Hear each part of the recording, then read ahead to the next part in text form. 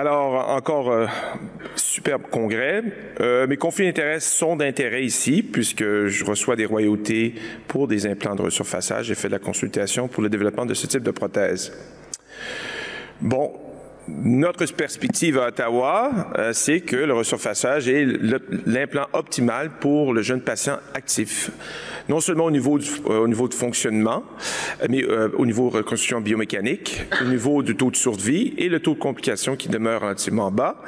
Et nous savons que les athlètes retournent à un niveau de sport, au niveau même professionnel et compétitif avec des resurfaçages.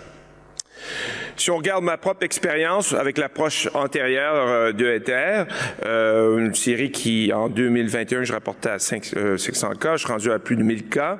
Le taux de survie est relativement excellent, à 5 ans, 94 %, à 10 ans, à 93 %, évidemment supérieur chez les hommes comparativement à les femmes. Et donc, nous continuons à offrir le métal-métal resurfaçage chez les hommes actifs de moins de 60 ans. Cette diapo m'a été donnée par Christian Delaunay et on voit aussi dans le registre français, le resurfaçage demande un taux de survie qui est excellent à 97 % à 7 ans.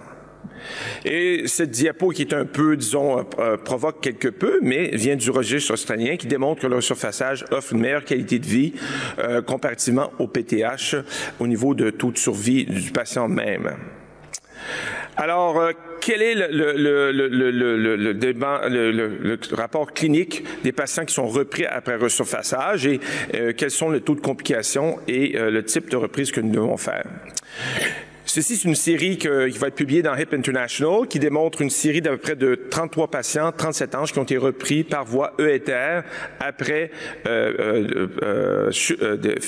faillite de resurfaçage. Vous voyez le taux les indications étaient débris métalliques dans 11 des cas, fracture du col fémoral 4, décèlement acétabulaire 12 et décèlement fémoral 7, où le temps de reprise était de à peu près 3,3 ans de suivi.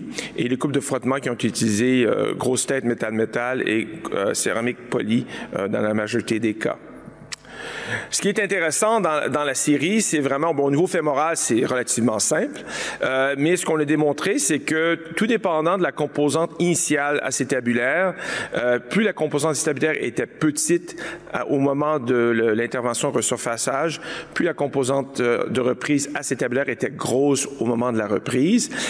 Ceci est probablement relié, avec les petites composantes, il y a plus de débris métalliques, une usure, donc probablement une ostéolyse qui est plus significative, qui amène à l'utilisation d'une plus grande composante acétabulaire pour les grands diamètres.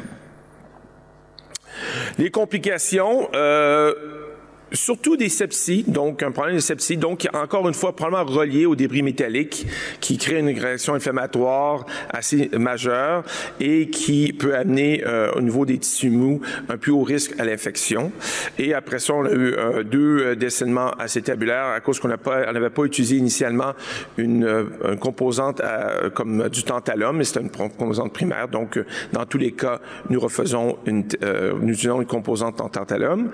Et je suis une femme qui, une tête métallique avait été utilisée, non une tête céramique, qui a eu une récidive d'une réaction au débris métallique due au tranium. Au niveau des scores fonctionnels, bon, on a une amélioration significative à tous les points de vue, donc un retour normal de fonctionnement. Un cas, voici un homme de 38 ans. Vous voyez la composante à 17 ans, il y a eu un décèlement acétabulaire avec une migration et reprise par voie ETR avec greffe et implant tantalum. Donc, on passe d'une cupule de 58 à 60, donc pas un gros dommage acétabulaire. Et au niveau fémoral, c'est comme une prothèse primaire et congédiement rapide.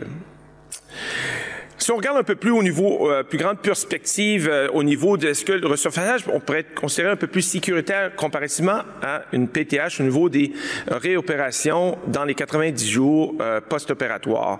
Alors ça, c'est notre série complète, presque sur 20 ans, avec près de 1900 prothèses et avec majoritairement une approche ETR. Et vous voyez que le retour au bloc opératoire ou à l'urgence dans les 90 jours est excessivement bas, à 0,5 % pour une fracture du col ou descellement acétabulaire. Et le taux de luxation, je pense qu'on a une luxation dans plus de presque 2000 cas. Et vous voyez à ce niveau-là. Si on compare au niveau fracture péripropétique, qui, vous savez, a été déjà démontré dans les PTH, est un problème grandissant. Bon, le taux de fracture est relativement comparable au niveau de, si je compare une fracture du col fémoral à une fracture périprothétique fémorale après PTH. Mais ce qui est intéressant, c'est le taux de re-reprise ou de complications après la reprise. Vous voyez qu'après le resurfaçage, on est à 22 comparativement à 56 après la PTH. Donc, au niveau de la complication après reprise, le resurfaçage démontre des avantages significatifs à ce niveau-là comparativement à une PTH. En conclusion, l'approche de Ether est très sécuritaire et donne d'excellents résultats cliniques pour non seulement le resurfaçage en première intention et ici pour les reprises.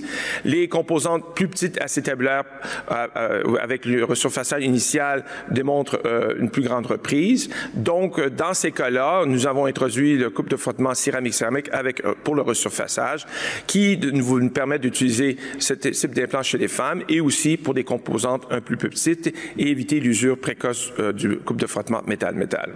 Merci beaucoup.